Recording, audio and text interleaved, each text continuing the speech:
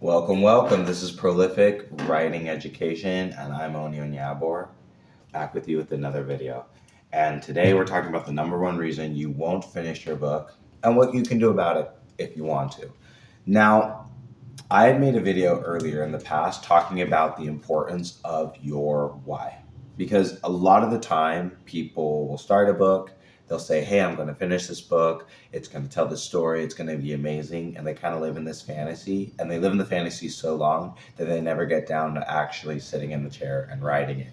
And then before you know it, you've had this book idea that was once a fresh newborn baby waiting to get out, and now it's basically stillborn, waiting inside your mind, and it hasn't been able to pop out, and then eventually it's going to become some sort of rotten fetid corpse and destroy you from the inside out because you never gave birth to the idea you were meant to.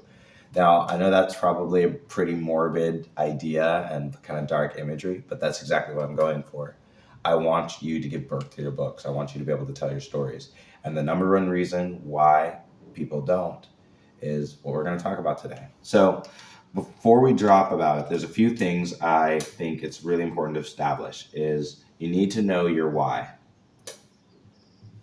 A lot of people don't know why. We talked about it in another video, like I said, but the idea is when you're writing this book, are you doing it because you want to write an author? Are you doing it because you just want validation? Are you doing it because you just want to tell this story? Like, what is really it about? And the thing is, if you haven't given it a lot of thought or made any level of conviction behind it, it's going to show up not only in how you write, but also in how you plan out the book. So that's one of the biggest issues. But believe it or not, that's not the reason most people don't finish it, because most of the time, people who don't know their why never really start. If I'm being honest, they never really start. They just always have this book idea and they never start. So this is for people who've started, but maybe they've been sitting on it. It's been taking forever. They're procrastinating and they struggle.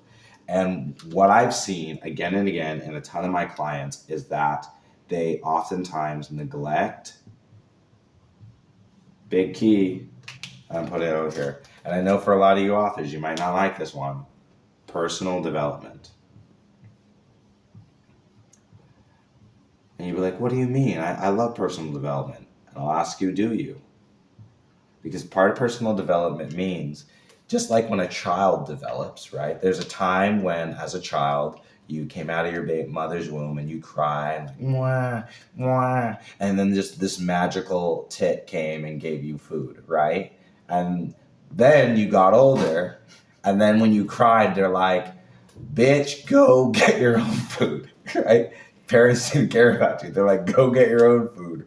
Walk to the counter and go grab it yourself, right? Maybe that was my household. Maybe you guys got treated well, like little princes. But eventually, whether you were 20, 12, or 4, like in my case, you eventually had to get to a point where you had to feed yourself, right? And then when your clothes got dirty, you couldn't just throw them in the hamper and they magically get cleaned, right? You had to go clean it. And then you couldn't just eat and then throw your dishes in the sink and then the dishes magically get cleaned, right? And a lot of people, especially a lot of writers, they function like that. They always have a mom or somebody who just was always taking care of them. And frankly, just are not very tough human beings. And as a result of that, they're like, and now I'm going to take on literally one of the most mentally difficult endeavors of humankind. I'm going to take my thoughts in a coherent, large narrative block and present that to the world. And I'm going to do it in a compelling enough way that they'll want to buy it and see it. And they're going to tell me how great I am. And you can't even wash your own clothes and do your own dishes? Really? And this is something a lot of writers, like I talk to a lot of clients and a lot of people, where it's just like, as human beings, it's like, you are not mature enough for the thing you are trying to do. You want to become a doctor, but you don't want to go to you wouldn't say, but I don't want to go to med school. If you say like, oh, I want to become a doctor, but I'm not going to go to med school, you wouldn't just start cutting people's brains open and like taking scissors to it and be like, oh, let me figure this out. Maybe it'll help them. No, they wouldn't trust you. They'd be like, who's this idiot trying to do that? But for some reason, people think they can write a book and do the same thing. They're like, oh, I'm just going to write a book and like, mess around with people's minds and do it. And then they wonder why it flops, right? And it's like, duh. This is why you have to know your why, right? Like, why are you doing this? If it's a vanity project, go write your vanity project, but don't expect people to pay for it. But if you want people to pay for it, you need to be willing to work on your craft. And part of working on the craft, that's one part of it. And that's, some writers understand that. They understand, okay, I have to work on the craft of it. But remember, part of being a doctor is not just knowing all the diseases and how to diagnose. It's also waking up at 7 a.m. and rolling out of bed and putting on your scrubs and going to work. You could be the most talented doctor in the world, but if you don't actually go to the office in the hospital, you don't have a job. And so people wonder, oh, why am I not able to finish my book? It's like, well, do you actually sit down and write it? If you're a fantastic craftsman, but you don't have the personal development, the personal fortitude to make a commitment and follow through on it on a consistent basis, regardless of how you feel, don't be surprised that you don't get the results. It's just like any other practical endeavor ever. And the difficult thing is, being an author, though, people think, well, this is something I'm going to do on my own. This is way harder, because it's like saying I want to be an entrepreneur of the intellectual realm, because you're going to be self-driven, you're going to get feedback, and everything is going to be based off of how much value you communicate to other people. It's not this big self-indulgent Vanity Fair that a lot of people make it out to be. And that's why so many people don't make it, because they're so they neglect their personal development, and they don't realize that you are effectively a child trying to play a grown-up's game.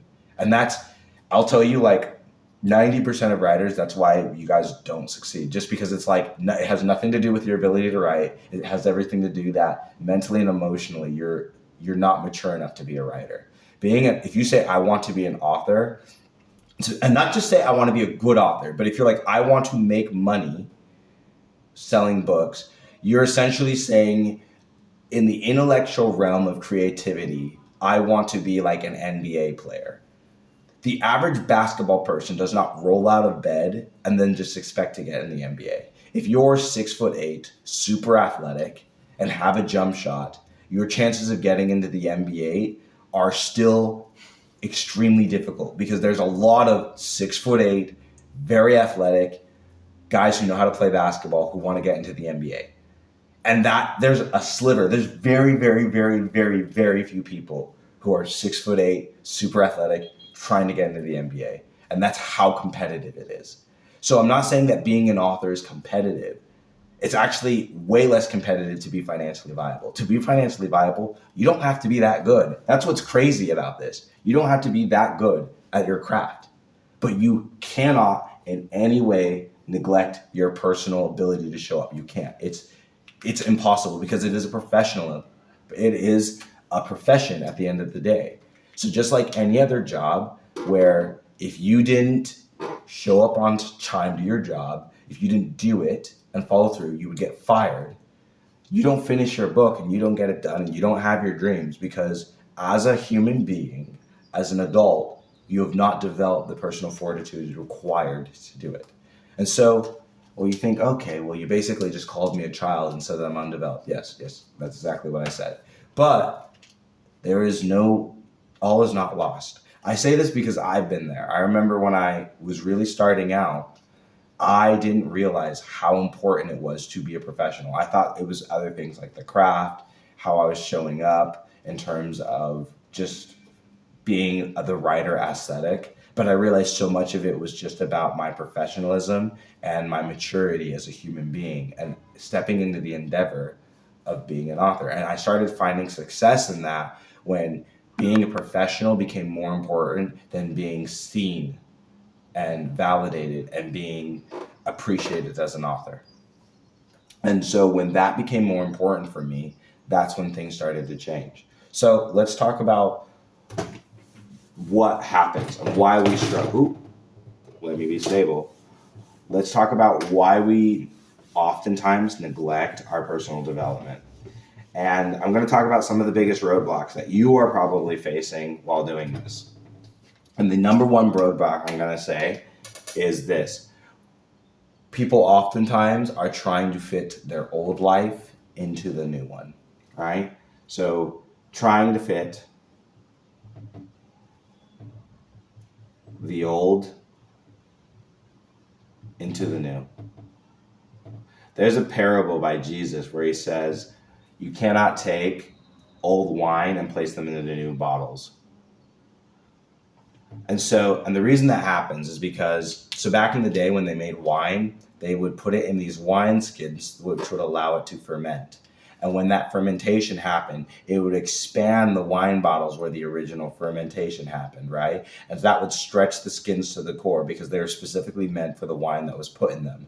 However, if you took new wine that was non-fermented, the gases would expand. And if you put that into an old bottle, it would eventually break the old bottles, right? Because they'd be stretched too much and it would break. And because they didn't have the moisture and all the things that came with the original wine, it would just break the old bottles and then it would shatter and then you'd lose everything, right?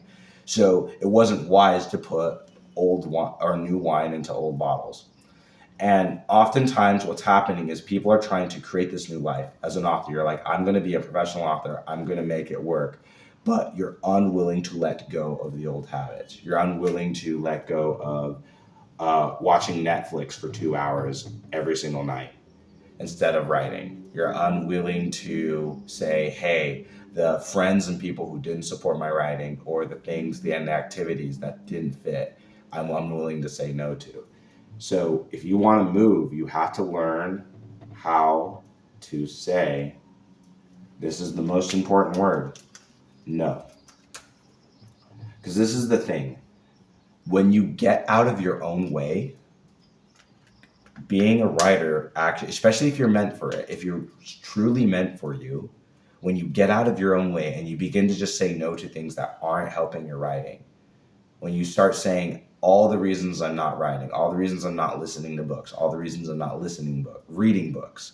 Once you start saying no to all those things that don't fit, suddenly it becomes very easy to be a writer. It actually gets easier to be a writer than not be a writer, because now you're getting rid of everything that doesn't matter and doesn't fit into that. Even in business, even in anything that you do. It's learning how to say no to things that are not compatible with that vision and being so committed to the vision that the vision inevitably is what happens. And that's what happens. But we have to know what isn't fitting. And so I'm going to talk to you guys about just an exercise where I want you to write a perfect day. That's all it is. Write a perfect day as a writer. And what would you do? If you're like, well, I wouldn't be working my job, okay. Then you need to start making a plan, whether it's a year, 6 months, whatever it is, to leave your job. You need to know how much money, and get numbers, get specific. How much money would I need to make from my writing to leave my job? So get that number first. And then from there, think, okay, how many books would I have to sell every single month to do that? And you can do that with self-publishing. You can do that with traditional publishing. However, if you want actually know how to do that, I again made another video. You can look it up based off of our marketing strategy and about generating ideas. The number one hack, mental hack. This will teach you about how do you set up your career in such a way that you can move it and make change on it. But focus, number one, how much money do I need to make month to month to be able to write and live this perfect day? How many books would I need to sell to do that, right? If I was a traditional author and if I was a published author. And then after that, I want you to think time. That's supposed to be a clock. That's a clock, right? I want you to think, how much time do you want between where you are now to your perfect day? How much time do you want there to be in between? If you want it to be in 3 months, there's a version of you where that's possible. If you want it to be in a year, there's a version of you where that's possible. But you have to actually make the decisions on what I want specifically, not just be like more money. That's a stupid thing to say, honestly. And people always say there's no stupid things. There's plenty of stupid things in the world. And being non-specific, especially in your writing, in your thinking, and in life, is generally a stupid way to move around.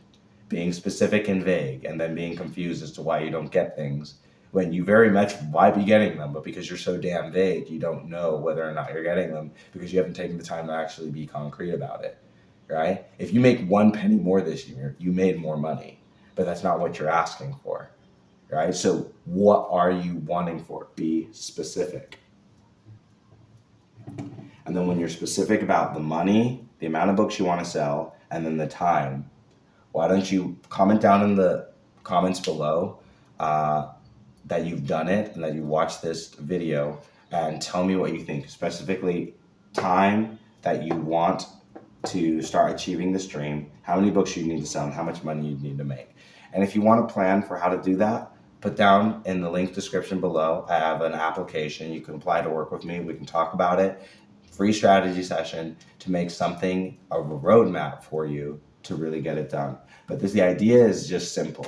Once you learn to say no to everything that isn't compatible with your vision, and you understand perfectly clear what your vision looks like, it's inevitable and it comes. And then that way, the most common reason people get stuck, you'll avoid completely. So stay happy, stay healthy, like, subscribe if you found some value in this, and watch other videos to get better at your craft, at your life, and at what we do. Stay happy. Peace.